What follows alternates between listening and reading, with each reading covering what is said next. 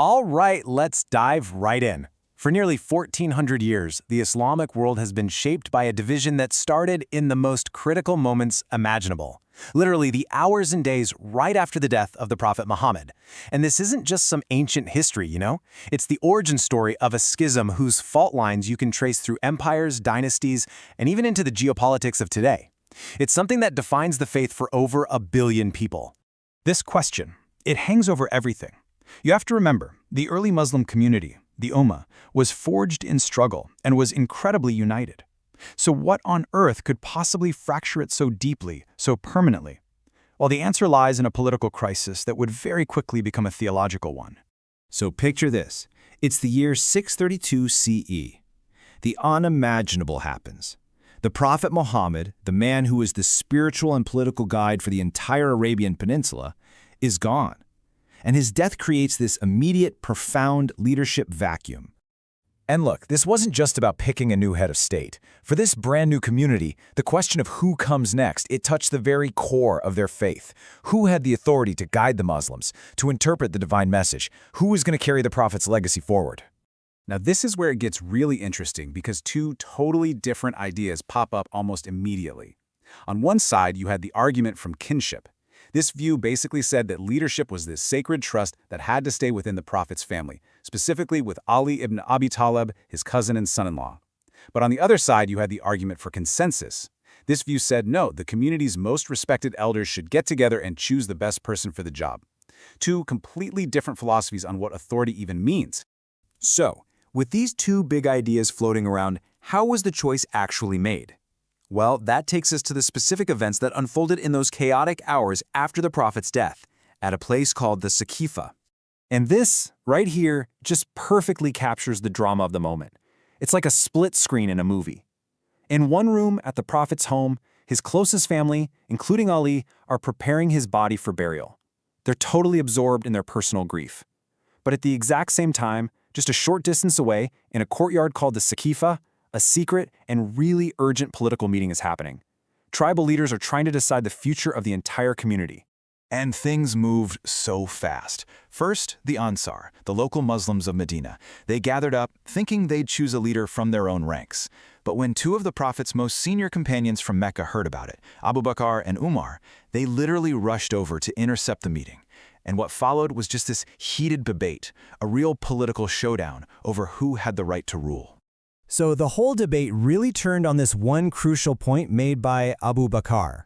He argued that leadership had to stay within the Prophet's own tribe, the Quraysh of Mecca. This single argument completely shifted the conversation. It basically disqualified the Medinan candidates and put all the focus on the companions from Mecca. In the heat of the moment, with voices being raised and this real fear that everything could just fall apart, a decision was made. One of the key players, Umar, later called it a falta, which means like a hasty, rushed affair. He quickly pledged his allegiance to Abu Bakr. A few others followed suit, and just like that, it was done.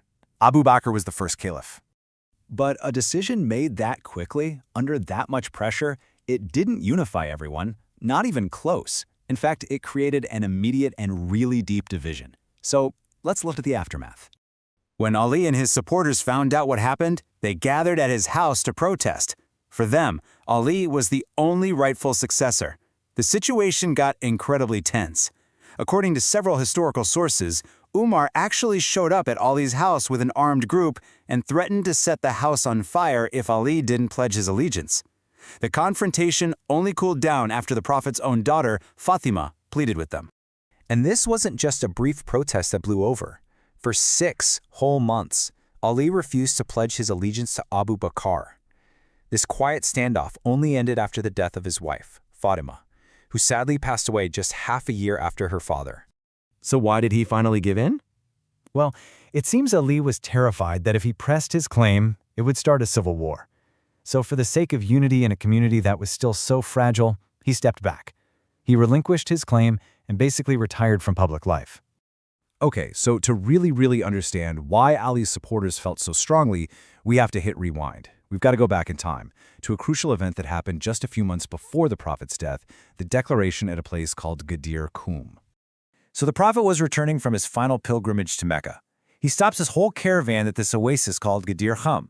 He gathers the thousands of followers with him to make a special announcement. And this announcement would become the absolute foundation of the Shia claim to leadership. Taking Ali by the hand, the Prophet declared, "Anyone who has me as his Mullah has Ali as his Mullah." Now what's so wild is that the authenticity of this event isn't really disputed. It's in both Sunni and Shia sources. The entire dispute is about the meaning of one single word. And that word is Mawla. This is where everything splits. See, Mawla is a tricky word in Arabic. It can mean a close friend or a confidant, but it can also mean master, patron, or leader. The entire schism, you could argue, hinges on how you interpret this single word. And this slide just lays out the two completely irreconcilable interpretations. For the people who had become the Shia, the meaning was obvious. Mawla meant master or leader. This was a direct, public appointment of Ali as the successor. But for those who had formed the Sunni view, Mawla meant friend. It was a powerful declaration of love and respect for Ali, maybe to quiet some critics, but it was absolutely not a transfer of power. So, let's put all the pieces together. Let's see how these competing histories, from the political scramble at Saqifa to the declaration at Ghadir Khumm, solidified into a permanent division within Islam. And this is where we finally get the two great branches of Islam. The Sunnis, from the word sunnah, or the Prophet's example, believe the community correctly followed that example by choosing Abu Bakr by consensus. The Shia, from Shi'atu Ali, or the party of Ali, believe the Prophet's true example was to follow the divinely appointed lineage, which started with Ali. So, when you boil it all down, what began as a political crisis over who should lead, it evolved into two totally distinct theological frameworks, two different ways of understanding religious authority, succession, and even the history of the faith itself. Which leaves us with this one final, profound question. Was this schism, this divide that has shaped empires and billions of lives, was it just bound to happen, an unavoidable outcome of different philosophies? Or was it all the result of very human choices, made under immense pressure in the chaotic days right after our Prophet's death? Okay, let's dive into a revolution that didn't just change a country, it literally redrew the religious map of the entire Middle East. This is the story of how one decision, 500 years ago, completely reshaped our world. And this question, right here, is really the whole point. How on earth did Iran, a place that was mostly Sunni, become the global center of Shia Islam? Well, let me tell you, it wasn't some slow, gradual shift. It was a dramatic, forceful transformation that changed the region forever. All right, so to really get what's going on here, you have to understand the fundamental split in Islam that happened right after the Prophet Muhammad's death.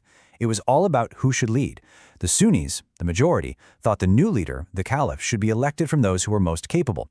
But for the Shias, it was a totally different story. They believed leadership was a divine right that had to stay within the Prophet's family. Now, what's really interesting is that long before the Safavids even came on the scene, Shia political power had already had its moments in the sun. Historians even call the period from the mid-900s to the mid-1000s the Shia century. You had huge dynasties like the Fatimids in North Africa and the Buyids in Iran and Iraq.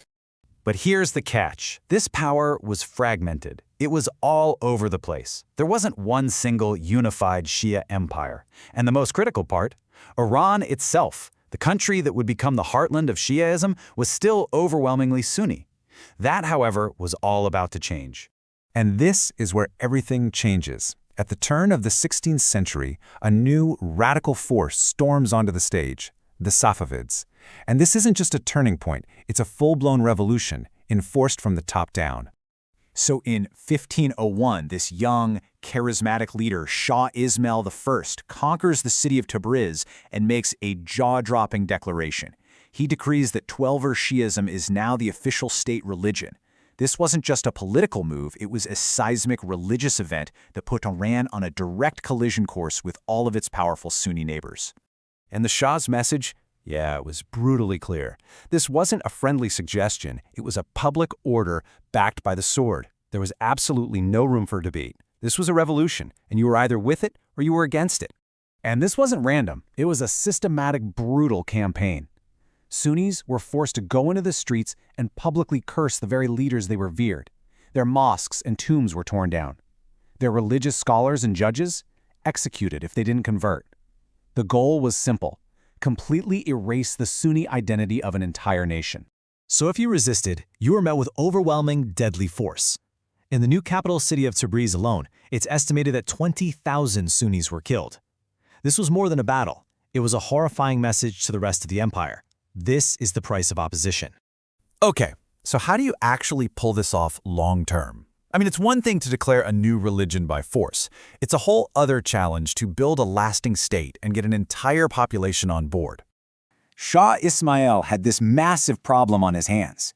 He'd created a 12er Shiite state, but almost no one in Iran was an expert in it.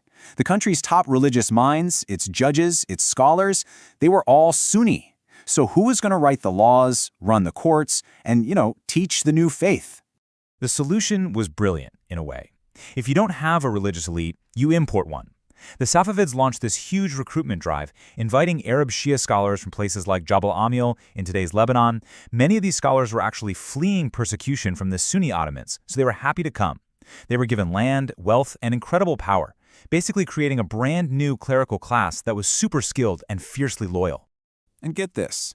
This quote from Shah Ismail's successor to one of these imported scholars says it all. The Shah, the political ruler, is telling the religious scholar, you are the real king. I mean, that is a staggering admission of where the real power lies. It cemented this new religious establishment right at the very heart of the state. So over time, this incredible partnership between the Persian monarchy and the Arab clergy, it created something totally new. They wove together 12er Shia beliefs with Persian culture, its art, its language, its traditions. And in doing so, they forged the unique religious and national identity that defines Iran to this very day. All right, so why should we care about something that happened 500 years ago? Well, because the shockwaves from this conversion are still shaping our world in really profound ways. I mean, just look at this table. The change was total. Before 1500, Iran is a Sunni-majority country, basically part of the club with its neighbors. After the Safavids, it's the world's leading Shia power, with a powerful, centralized clergy, and it's basically set up in opposition to the entire Sunni world around it. And the most immediate result of all this? War. The neighboring Sunni Ottoman Empire saw this new, aggressive Shia state on its border as an existential threat. This kicked off centuries of brutal warfare and a geopolitical rivalry that would define the Middle East for generations to come. A great way to think about this is to compare it to the Protestant Reformation in Europe. Just like the split between Protestants and Catholics created new countries and sparked centuries of conflict, the Safavid conversion hardened that Sunni-Shia divide. It carved a deep political and religious fault line right through the Islamic world that's still there today. And that really brings us to the core of it all. The creation of a Shia Iran in the 16th century set the stage for the modern rivalries we see today, like the one between Iran and Saudi Arabia. It's a powerful, powerful reminder of how a single policy enacted centuries ago can forge identities and draw lines of conflict that echo right into our own headlines. It really makes you think, doesn't it? Welcome to The Explainer. Sometimes a single tragic event can change everything. It can be like a big bang that creates a whole new universe of belief. And that's exactly what we're talking about today. We're going to dive into how the death of the Prophet Muhammad's grandson forged the unique identity of Shia Islam and the whole idea of the 12 Imams. Yeah, that quote really hits the nail on the head. We're starting with an event so powerful, so formative, that calling it a big bang is pretty much the perfect analogy. This is the moment a political party really transformed into a distinct religious faith. All right, so here's how we're going to break this down. First, we'll look at the battle that changed everything. Then, we'll see how the community responded, not with more fighting, but by turning inward. They developed their own core beliefs, built their own legal system from the ground up, and, well, we'll end with a pretty big mystery. What happens when your leader just disappears? So let's set the scene. The year is 680 CE. We're on a dusty, sun-scorched battlefield in what we now call Iraq. This is the Battle of Karbala. And what happened here? Well, it sent shockwaves across the entire Muslim world and changed the course of history forever. And look, you got to understand, this was not just some ordinary battle. You have Husayn, the Prophet Muhammad's own grandson, on one side, and on the other, the army of the ruling caliph. The fact that Husayn and his family were killed was a huge, huge trauma. I mean, this wasn't just losing a political fight. For his supporters, this was the ultimate betrayal. The Prophet's own bloodline, gone. So this one event, it was the spark. Before Karbala, the party of Ali was mostly just that, a political party. But afterwards, everything changed. They became a true religious community. Hussein's death turned into this powerful symbol of standing up to tyranny, you know? And that created rituals like the annual mourning of Muharram that built this unique identity that is still so strong today. Okay, so what do you do after a loss that devastating, right? Open rebellion was clearly off the table. They were just totally outgunned. The leaders knew they needed a whole new game plan. A strategy that, well, it moved the fight from the battlefield to the classroom. And you can see that pivot so clearly here. It's a shift from military confrontation to spiritual consolidation. The imams who came after Hussein, they looked at the situation and realized, okay, fighting is a dead end. So they chose a totally different route. It was all about building from within, protecting the community's spiritual heart, instead of chasing political power. Basically, if you can't win on the battlefield, you've got to win the battle of ideas. And that's exactly what they did. Imams like Muhammad al-Baqir and his son, Ja'far as-Sadiq, they just put their heads down and focused on building. They created this incredible theological and legal framework. It was like building a fortress, but one made of faith and knowledge. And this whole inward turn is where we get the core doctrines that really define what it means to be a Shia Imam.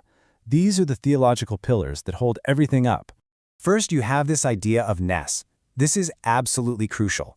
It's the belief that an imam isn't elected or chosen by people. Nope, it's a divine appointment. God chooses them. And each imam is designated by the one before him, creating this unbroken, sacred chain of command that stretches all the way back to the Prophet Muhammad himself. Then there's ilm. This is the belief that the imams have a special, divinely inspired knowledge. So they're not just leaders in a political sense. They are the ultimate religious authorities. They can understand the deeper, hidden meanings of the Quran that others can't. You can see why that would make their guidance pretty essential, right? And finally, there's taqiyya. This one is really about survival, plain and simple. Imagine being part of a minority group that's often in danger. This doctrine basically says it's okay to hide your true beliefs to protect yourself and your community from persecution. It was a vital tool that let the faith endure when the pressure was on. So once you have these pillars in place, leaders who are divinely chosen and have special knowledge, what's next? Well, now you can start building. And that's what the imams did. They took on the huge task of creating a whole legal system just for their community. You know, before Imam al-Baqir, Shia followers often had to rely on other scholars for religious law. He's the one who really got the ball rolling on creating their own independent legal tradition. But it was his son, Ja'far as-Sadiq, who became the true architect. He's the one who organized and systematized the whole thing. I mean, Imam Ja'far's work was so important that the whole legal school is named after him, the Ja'fari school. And to this day, it's the main school of thought for Twelver Shiite Muslims. He basically created a complete playbook for religious life that was totally distinct from the other legal schools in Islam. And this is where you see a really key difference. See, all Muslims look to the Quran and the traditions of the Prophet. But for Shia Islam, there's another super important source of law, the teachings of the 12 Imams.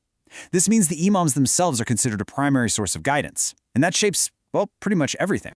So this whole story of survival, of building a theology, of creating a legal system, it all leads up to this one incredibly profound and mysterious event. An event that defines Shia Islam even now. When we talk about TwelverShi'ism, we're talking about this line of 12 Imams. It all starts with Ali. It passes through Husayn at Karbala. It includes those brilliant architects of the law, al-Baqir and as-Sadiq. And it all comes to a head with the 12th and final Imam, Muhammad al-Mahdi. And this brings us to the year 874. This is a pivotal date, because this is when the 12th Imam, who was still just a little boy, is said to have vanished. He didn't die. He entered what's called the Occultation, a kind of mystical hiding from the world.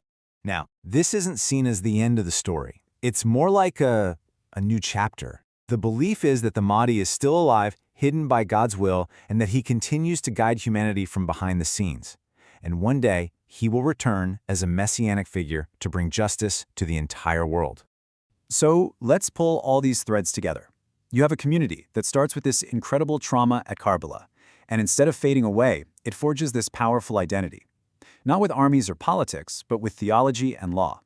It's an amazing journey from a bloody battlefield to a complex system of belief. But it ends with a massive challenge. How do you keep going when your divinely appointed leader is no longer visible? And that question right there, how do we follow a leader we can't see, is the very question that created the whole structure of modern Shia religious authority. It's what gave rise to the scholars and clerics who guide the community today. It's a question that continues to shape the faith, the politics, and the daily lives of millions of people all over the world. It just goes to show you, these events from centuries ago, they're still shaping our world right now. You know, some moments in history are just so powerful. They don't just change the world, they literally forge it. In the Battle of Karbala, it's absolutely one of those moments. It's this incredible story about succession, about principle, and about sacrifice, and it completely reshaped Islam, creating a division that, believe it or not, we still see today. So let's explore how this one single event unfolded. Yeah, so often, to really get a grip on our world today, you've got to look back. And that brings us to the big question for this explainer. How did one single, brutal battle on the plains of Iraq end up defining a global faith for over 1,300 years? I mean, how does that even happen? Well, that's what we're here to unpack. All right, so here's our roadmap. We're going to start right after the death of the Prophet Muhammad, look at a really disputed succession, then a full-blown civil war, a peace treaty that gets shattered, and all of that leads us to the stand at Karbala and the schism that was, quite literally, cemented in blood. Okay, so our story really kicks off, as so many do, with a huge question about leadership. The second the Prophet Muhammad died back in 632 CE, the entire Muslim community faced its very first major crisis. Who was going to lead them now? I mean, what do you do? So, the community ended up electing a series of leaders who they called caliphs. First up was Abu Bakr, then Umar, and then Uthman. But here's the thing.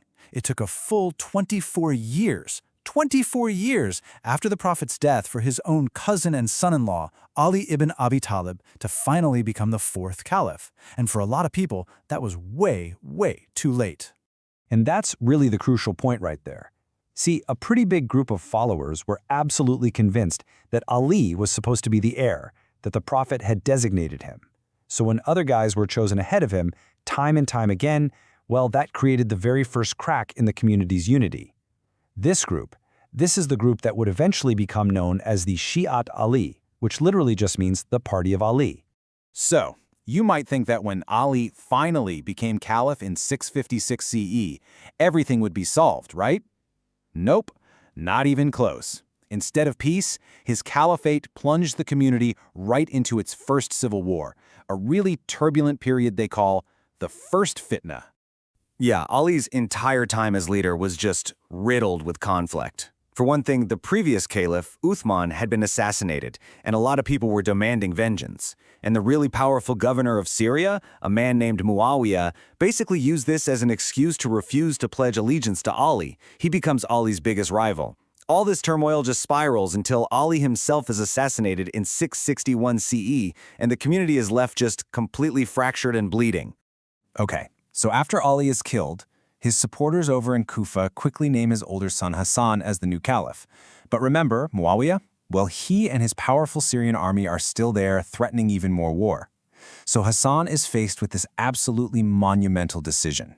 And to stop the bloodshed, Hasan does something pretty incredible. He steps down. He actually abdicates and signs a peace treaty with Muawiyah, his family's biggest rival. Now, there were a few conditions in this treaty, but one was the absolute most important. When Muawiyah died, he could not name his own successor.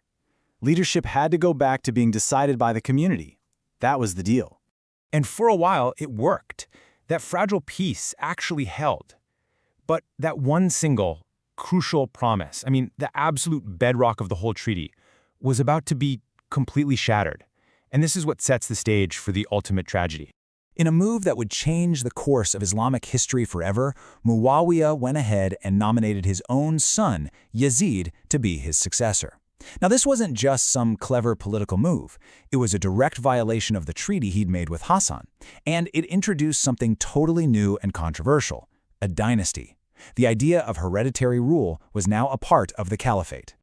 You can't overstate what a monumental shift this was. The whole idea of leadership being based on the community choosing the best person, that was now being replaced with a monarchy, with a king. For so many of the early Muslims, this was a complete anomaly, a total break from everything they believed had been established right after the Prophet died. And this right here is where Ali's younger son, Husayn, enters the main stage. Because when Muawiyah dies in 680 CE and his son, the very controversial Yazid, takes power, Husayn is faced with a choice that is going to seal his fate and the fate of so many others. So Yazid demands that everyone pledge allegiance to him, and Husayn flat out refuses. He just can't, in good conscience, legitimize this broken treaty and Yazid's rule. At the exact same time, he starts getting all these letters from Kufa, his father's old capital, basically begging him to come and lead a revolt against Yazid. So, trusting their promises of support, Husayn sets out for Iraq. But what he doesn't know, tragically, is that Yazid's governor has already crushed the movement in Kufa. He's walking into a trap. Now, you have to picture this. Husayn's group wasn't an army, not at all. It was a small caravan, just about 72 people. And this included his closest family. We're talking women and even children, along with his most loyal companions. And then, on the plains of a place called Karbala, they were intercepted. And not by some small patrol. No. They were met by the Umayyad army, the forces of Yazid, an army of around 4,000 soldiers. The odds weren't just bad, they were completely, utterly impossible. There's this one moment that just reveals so much about who Husayn was. On the night before the battle, knowing full well what was about to happen, he gathers all his followers. He tells them to put out the lights, and he offers them a way out. He tells them, "You are free to go. Leave me and save yourselves in the darkness." You know what happened? Not a single person left him. So on the 10th day of the month of Muharram, the battle, if you can even call it that, took place. Husayn's small group had been cut off from water for days, and then, one by one, they were killed. The grandson of the Prophet Muhammad was martyred on that field, and his surviving family members? They were taken as prisoners and marched all the way to Damascus. Look, what happened at Karbala was so much more than just a military victory for Yazid's side.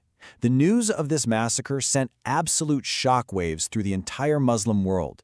And its aftermath? Well, its aftermath would cement those divisions that had been cracking open for decades. This tragedy absolutely galvanized the Shi'ite Ali, the party of Ali. What had started out as more of a political position, the idea that Ali and his family should lead, it was now transformed into a deeply religious movement. A movement completely forged in the memory of Husayn's sacrifice. Karbala became their foundational story. So, what's the big takeaway from all this? Well, for Shia Muslims, Husayn's stand became the ultimate symbol, sacrificing your life to stand for justice against a tyrant. That's why this event is mourned and commemorated every single year during the month of Muharram. It basically drew a final line in the sand, cementing the split between what we now call Sunni and Shia Islam. But here's something really important to remember. Despite that deep divide, Husayn is seen as a martyr by both Sunnis and Shias, and that really speaks to his high status and the tragedy of his end. You see, the story of Karbala isn't just a dusty history lesson. It's a living, breathing narrative about faith, about identity, and about the struggle for justice that continues to inspire millions of people around the globe. And that leaves us with one final, big question to think about. How do the echoes of a sacrifice made more than 1,300 years ago still manage to shape our geopolitics, our faith, and our identities in such profound ways today?